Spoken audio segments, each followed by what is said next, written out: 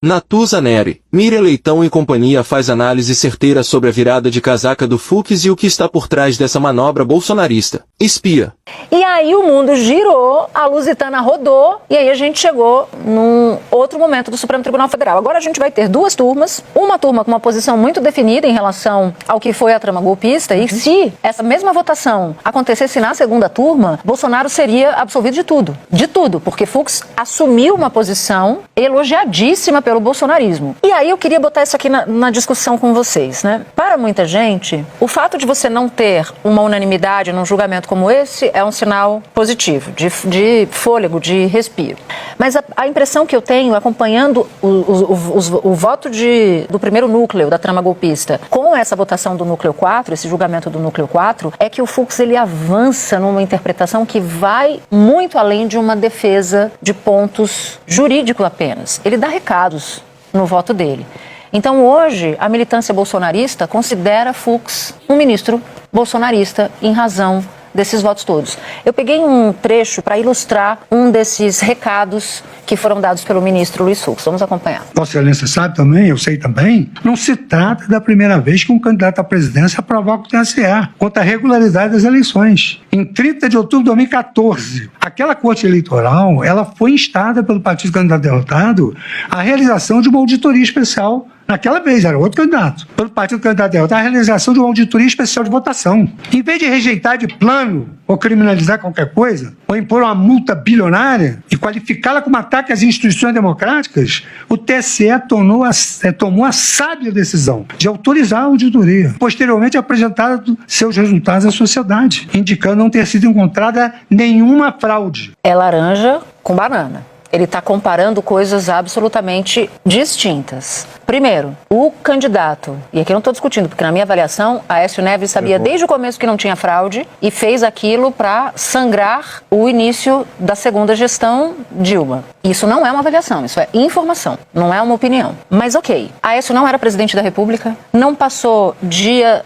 sim e outro também, dizendo que as urnas eram fraudadas, que ele tinha vencido no primeiro turno em 2018. Não existia um ataque sistemático ao Supremo Tribunal Federal, à legitimidade da urna eletrônica. Então não dá para comparar o que aconteceu em 2014, sendo 2014, na minha avaliação, uma espécie de ovo da serpente. Quem começa com essa história é o Aécio Neves, é ele tem responsabilidade histórica nisso, na minha avaliação, com o que aconteceu no governo Bolsonaro. Até porque aí tem um requinte maior no caso de 2022. O PL contrata o Instituto Voto Legal. Esse instituto cria uma tese de que parte das urnas estavam criando... Fraude? Estavam fraudadas. Estavam fraudadas.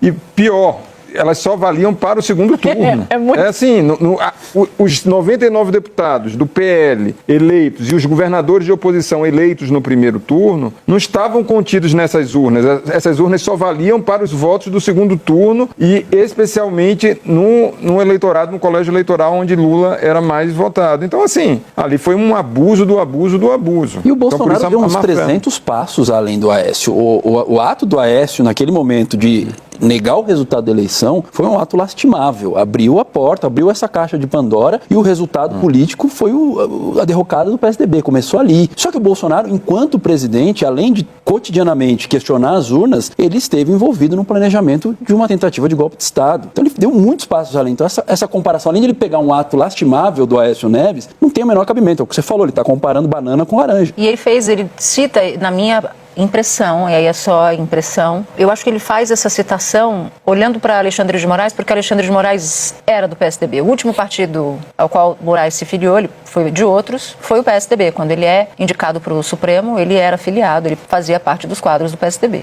O importante é o seguinte, é entender a metamorfose do Fux, né? Porque tem um momento, ele vai achando que tem golpe, ele condena centenas de pessoas e ele só muda de ideia quando está pessoas da cúpula envolvidas. Aí quando ele vai julgar a cúpula, aí quando ele muda de ideia. Claro que o juiz pode mudar de ideia e ele falou sobre isso. Claro que pode mudar de ideia. Mas o que ele vai fazer com os votos das pessoas que ele condenou? Com as pessoas que ele condenou com o voto dele, ele tem que dizer o quê para essas pessoas? Então, a questão do Fux versus Fux, que é a grande discussão. Kramer versus Kramer, Fux versus... Agora, uma outra questão é, a partir desse momento que ele faz essa mudança, e aí esse é o ponto, acho que você iniciou essa conversa, é um terremoto, porque não é só...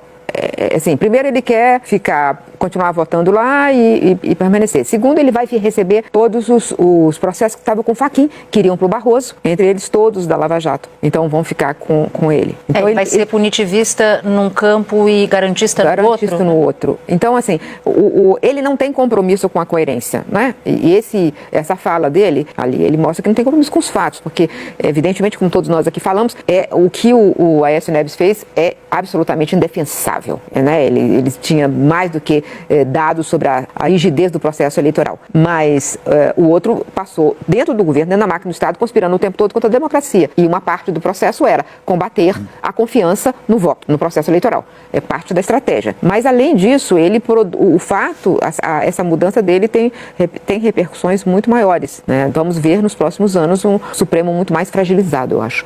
E ele muito isolado, né? Ele não... Eu estava conversando mais cedo. Agora não mais. Mas enfim, o Fux simplesmente não avisou absolutamente ninguém.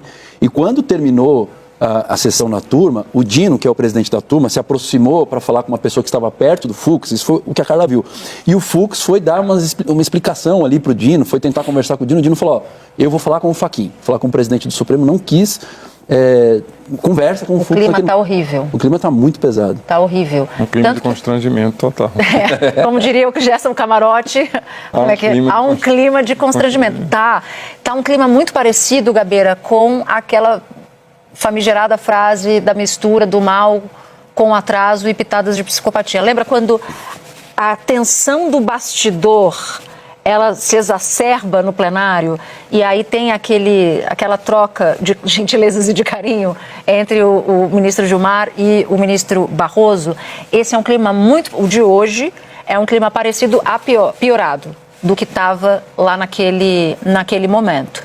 Evidentemente que não tem clima para o Fux, mas eu não consigo comprar a ideia de que é só o Fux não ter amigos e não ter clima mais para ficar na primeira turma que motivou a sua ida para a segunda turma. Concordo. Eu acho que tem mais coisa. Acho que tem uma coisa de transformar um placar perdedor num placar ganhador na segunda turma. Se forma uma nova maioria na segunda turma. Se forma uma nova maioria.